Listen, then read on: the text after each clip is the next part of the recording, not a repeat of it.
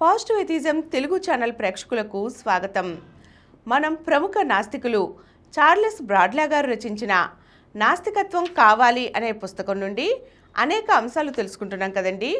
ఈరోజు రోగానికి సంబంధించి ఉన్న ఆస్తిక పోకడల గురించి తెలుసుకుందాం.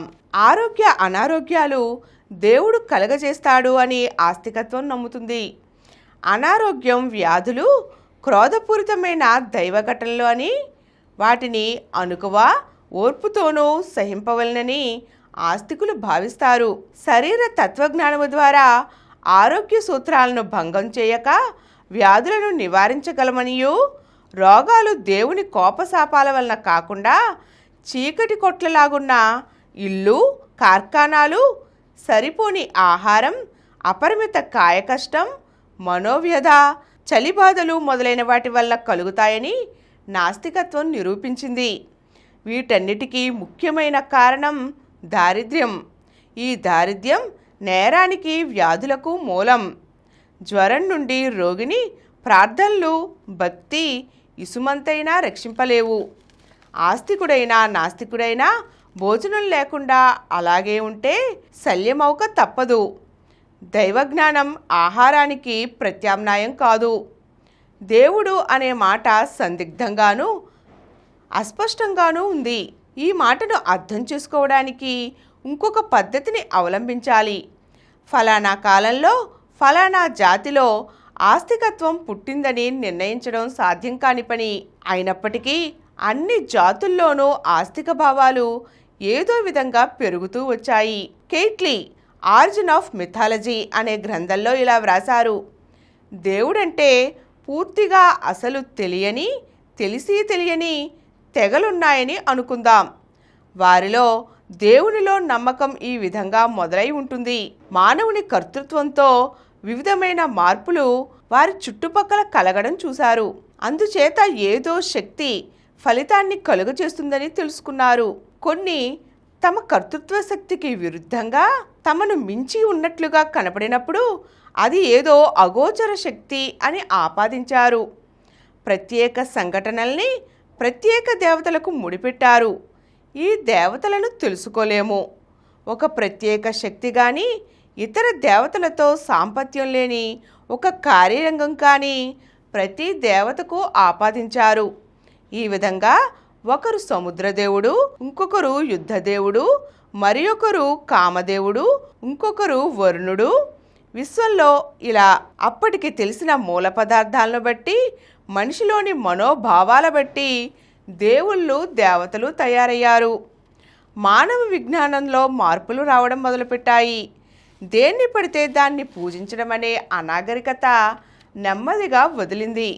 అపరిమితమైన ఈ దేవతలకు కట్టిన గొల్లను విజ్ఞానం నేలమట్టం చేసింది. అంతేకాక అజ్ఞానం, మూఢ విశ్వాసం కట్టిన గౌరవ స్థానాల నుండి ఈ దేవతలను కిందకు తోసిపుచ్చింది. మానవుల పరిసరాల జ్ఞానం గురించి విజ్ఞానవేత్తలు నచ్చజెప్పడంలో విజయవంతం అయ్యారు. అలా అవుతున్న కొద్దీ అప్పటి వరకు దేవుని ప్రతినిధి అనుకునే పూజారి ప్రభావం తగ్గడం మొదలుపెట్టింది. మత గురువులకు వందలాది సంవత్సరాలు దాసులై వారు చెప్పిందే వింటూ వచ్చిన వారు ఇప్పుడు జిజ్ఞాస, తృష్ణతో ఆలోచించడం ప్రారంభించారు. దేవాలయాల్లో ప్రబోధం వల్ల కాక తమ అనుభవంతోనే వారి జీవితాలను తీర్చిదిద్దుకోవడం మొదలుపెట్టారు. మూఢ విశ్వాసంపై దినదినాభివృద్ధి చెందుతున్న విజ్ఞానం బలమైన దాడి చేయడానికి సిద్ధంగా ఉంది. ఈ యుద్ధంలో సత్యం పైకి వస్తుంది. అంతిమ విజయం మానవత్వానికి సిద్ధిస్తుంది. దేవుడు అనే మాటతో ఆస్తికుడు తన తరపున వాదనను పెంచుకోలేకుండా ఉన్నాడు. అది దేనిని ప్రబోధించదు, నిర్వచించదు, సుబోధించదు. ఈ విధంగా అస్పష్టంగా ఉన్న మాటలు వాడుకలో ఎన్నో ఉన్నాయి. నాస్తికుని వాదన పెద్ద అభ్యంతరాన్ని కలుగు చేయకూడదు అని ఆస్తికుడు అంటాడు. అయితే ఇది సమాధానం కాదు కదా. ఒక చోట కష్టం ఉంది అని అంటే ఇంకొక చోట అభ్యంతరం తొలగడానికి సహాయపడదు కదా.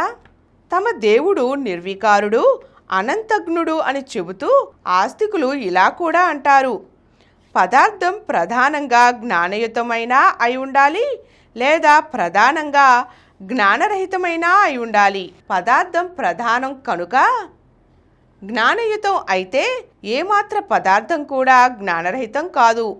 కానీ కొంత పదార్థం జ్ఞానయుతంగా లేదు కనుక ప్రధానంగా పదార్థం జ్ఞానం కలిగి ఉండలేదు.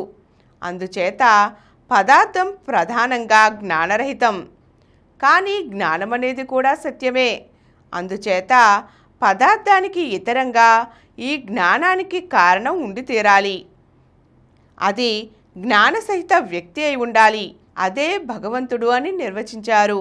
ఈరోజు మనం ప్రముఖ నాస్తికులు చార్లెస్ బ్రాడ్లా రచించిన నాస్తికత్వం కావాలి అనే పుస్తకం నుండి ఆస్తిక నాస్తిక్యాల మధ్య ఉన్న తేడాల గురించి కొన్ని విషయాలు చూసాం కదండి. నాస్తికత్వంలో మరి దేవుని గురించి, ఈ పదార్థం అనే దాని గురించి ఏం వివరించారో వచ్చే ఎపిసోడ్లో చూద్దాం.